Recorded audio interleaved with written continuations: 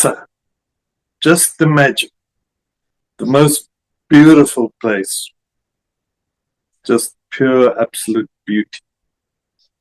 And this place is completely safe, 1000% safe, completely free, and absolutely loved, unconditionally loved. And then as you look around, you realize that this is your home. But you're about to embark on an epic adventure in the morning.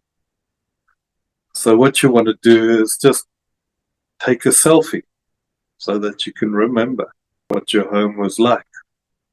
But then when you look at the photo, it's so nice and awesome that it doesn't do it justice to have it on a small thing. So you blow it up on a huge canvas, a huge 360 photo of it, and then chop it all up and press out a puzzle that you can put in a box, and it has the little picture of what you're supposed to be building. So you have this selfie photo of you in this beautiful, peaceful, awesome home of yourself, and you've got a nice puzzle of it. So you pack your bags, get ready.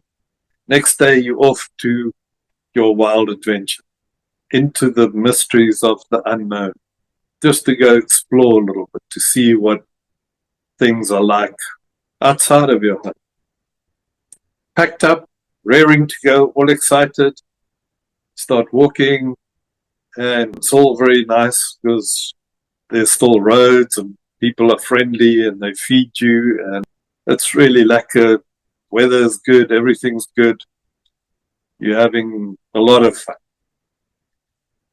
And weeks pass, months pass, years pass, and then you start hitting savannah, less roads, so going gets a little bit more difficult.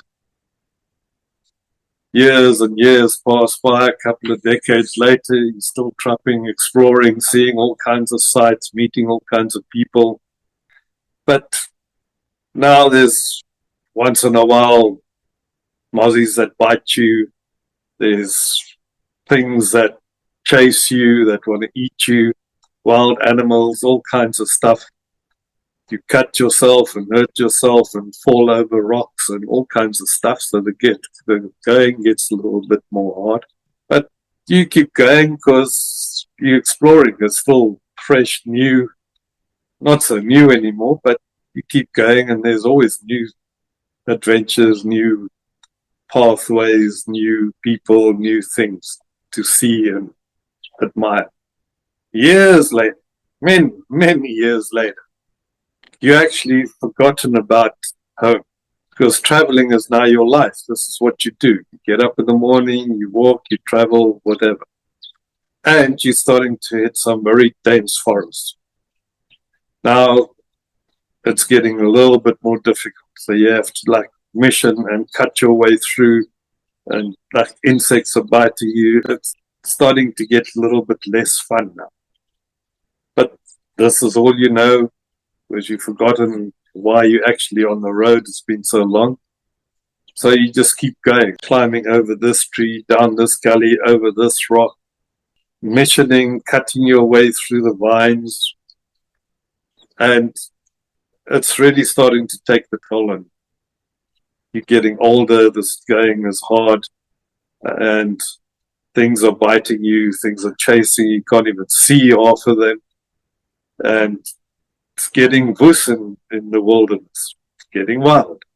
Then one day you find yourself in a dead end, like a huge mountain blocking the sides and a canyon in front of you that you can't go down. And basically you're trapped. You're also very, very lost now. So you can't even think of going back, and you're tired and you're hungry and you're not a happy puppy. So you think, okay, right, can't go forward anymore, so I'm going to rest. So you go scrounging through your bag, get some food, and there you see the old puzzle. And you go, Puzzle, this is cool. And some vague memories reminds you that this is actually important. So you clear out the ground, start weighing the pieces out, start sorting them out, and you start building. But this is a big puzzle. It's got thousands of pieces. So there you are, sitting, building, building, building. And as you build, certain little pictures come up, and it's like, okay, lekker. And you're trying to look at the picture on the box, but it's been so long that you can't really see it anymore. You see there's a kind of figure on there, but you can't see the details or anything like that. So you keep building, and after many weeks, months, years, you finally almost there, but there's one piece missing, as always. So you start scratching around.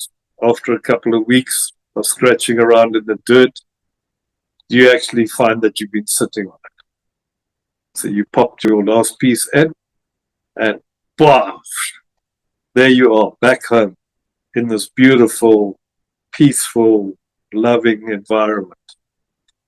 Absolutely awesome. And it's 360. So you're right in there. You feel it, you can feel it, taste it, smell it. It's more real than real. It's your right home. And then, boom, disappears. But that's good, because now you've actually remembered that there's a home, that you actually have a home somewhere, and you remember how awesome this home was. And that each piece of the puzzle is a part of a map back home. But those pieces of the puzzle is parts of you that you've lost along the way, from things that you've done, belief systems that you picked up, other people's belief systems, all those kind of things that's influencing you and taking you away from who and what you truly are. But at least you've had a glimpse. Now you realize that you have to take each little piece of the puzzle, have a look at it, and then reintegrate it in yourself. So finding all the pieces of yourself and rebuilding the internal puzzle.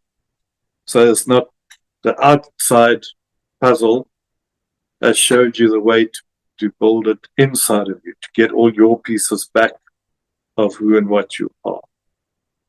So the second journey begins, to collect the pieces, trace your footsteps back maybe, or find some other roads to get there. But the whole thing is to find those pieces again.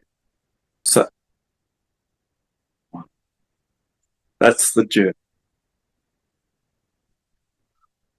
Now, for your question earlier about post-awakening, what do you do after you've awakened? I start searching. You start pulling yourself towards yourself, building your internal puzzle back up again, bit by bit,